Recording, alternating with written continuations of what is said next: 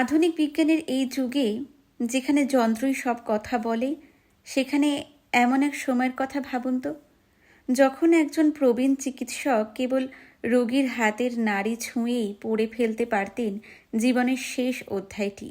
কোনো যন্ত্র ছাড়াই তিনি নির্ভুলভাবে শুনতে পেতেন মৃত্যুর পদধ্বনি।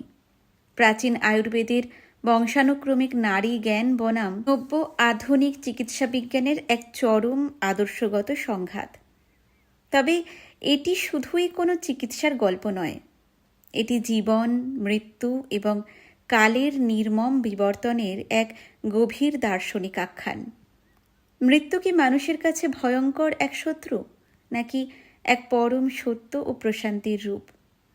এই চিরন্তন প্রশ্নের উত্তর লুকিয়ে আছে জীর্ণ হয়ে আসা এক প্রাচীন চিকিৎসালয়ের দেওয়ালে দেওয়ালে, যার নাম আরোগ্য নিকেতন। তারাশঙ্কর বন্দ্যোপাধ্যায়ের কালজয়ী এই সৃষ্টি খুব শিগগিরই পর্ব আকারে আসছে গল্পকথক রীতি চ্যানেলে। আমার এক পরিচিত দাদা আমার কাছে এই উপন্যাস শোনার আবদার করেছিলেন অনেক দিন আগে। আশা করি আপনাদের সবার এই উপন্যাসটি ভালো লাগবে।